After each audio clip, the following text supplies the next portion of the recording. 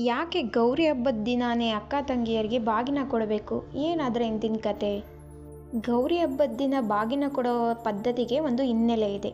ಅದೇನಪ್ಪ ಅಂತ ಅಂದರೆ, ಒಂದು ಕಾಲದಲ್ಲಿ ಶಿವನ ಪತ್ನಿ ಪಾರ್ವತೀ ದೇವಿ ತನ್ನ ತಾಯಿ ಮನೆಗೆ ಬರಬೇಕೆಂದು ನಿರ್ಧಾರ ಮಾಡ್ತಾಳೆ. ಆದರೆ ಆಗ ಭೂಲೋಕದಲ್ಲಿ ವಿಪರೀತ ಬರಗಾಲ ಬಂದಿರುತ್ತೆ. ಜನರಿಗೆ ಅನ್ನ, ಆಹಾರ, ಧಾನ್ಯ ಸಿಗದೆ ತುಂಬ ಕಷ್ಟಪಡ್ತಾ ಇರ್ತಾರೆ. ಆಗ ತಾಯಿ ಮನೆಗೆ ಬರ್ತಾ ಇದ್ದ ದೇವಿ ಪಾರ್ವತಿ ಇದನ್ನು ನೋಡಿ ತನ್ನ ನೆರೆಹೊರೆಯ ಅಕ್ಕ ತಂಗಿಯರಿಗೆ ತನ್ನ ಸಂಪತ್ತನ್ನು ಹಂಚಬೇಕು ಅಂತ ಮನಸ್ಸು ಮಾಡ್ತಾಳೆ.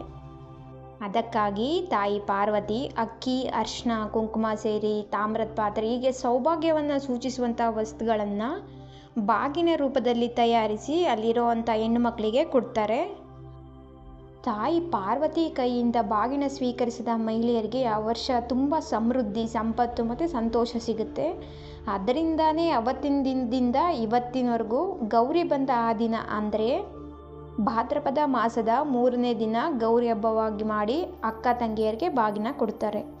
ತವ್ರ ಮನೆಯಿಂದ ಬಾಗಿನ ತಗೊಂಡು ಬಂದರೆ ಸಂಪತ್ತು ಅನ್ನೋದು ಹೆಚ್ಚಾಗುತ್ತೆ ಅನ್ನೋದು ಒಂದು ನಂಬಿಕೆ. ಪಾರ್ವತೀ ದೇವಿಯಾಗಿ ಬಂದ ದೇವಿನ ಸ್ವರ್ಣ ಗೌರಿ ಅನ್ನೋ ಹೆಸರಲ್ಲಿ ಯಾಕೆ ಕರೀತಾರೆ? ಅದಕ್ಕೂ ಒಂದು ಕತೆ ಇದೆ. ಅದೇನಪ್ಪ ಅಂತಂದರೆ, ಶಿವ ಕೈಲಾಸದಲ್ಲಿ ಕುಳಿತಿರುವಾಗ ಪಾರ್ವತೀ ದೇವಿ ಶಿವನ ಕಣ್ಣನ್ನು ಮುಚ್ಚುತ್ತಾಳೆ. ಕಣ್ಣು ಮುಚ್ಚಿದರ ಪರಿಣಾಮವಾಗಿ ಶಿವನಿಗೆ ಪಾರ್ವತೀ ದೇವಿ ಕಪ್ಪಾಗಿ ಕಾಣಿಸ್ತಾಳೆ. ಹಾಗಾಗಿ ಶಿವ ಪಾರ್ವತಿಯನ್ನು ಗೌರಿ ಅಂತ ಕರೀತಾನೆ. ಗೌರಿ ಅಂದರೆ ಸಂಸ್ಕೃತದಲ್ಲಿ ಕಪ್ಪು ಅಂತ ಅರ್ಥ. ಆದ್ದರಿಂದ ಗೌರಿ ಮುನಿಸ್ಕೊಂಡು ಹೋಗ್ತಾಳೆ.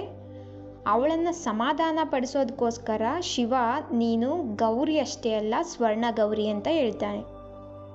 ಸ್ವರ್ಣ ಅಂದರೆ ಚಿನ್ನ, ಸಂಪತ್ತು, ಗೌರಿ ಅಂದರೆ ಶಕ್ತಿ, ಸಮೃದ್ಧಿ, ಕಪ್ಪು, ಹೀಗೆ ನಾನಾ ಅರ್ಥಗಳು ಕೂಡ ಇದ್ದಾವೆ.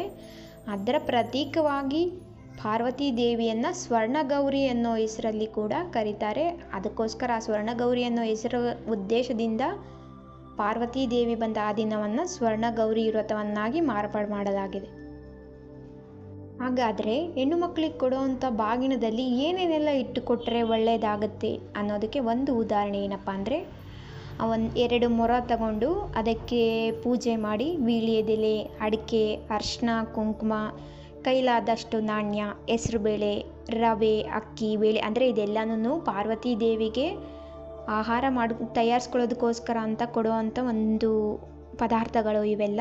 ಅದರ ಪ್ರತೀಕವಾಗಿ ಬಾಗಿನದಲ್ಲಿ ಇದನ್ನೆಲ್ಲ ಸೇರಿಸಿ ಕೊಡ್ತಾರೆ.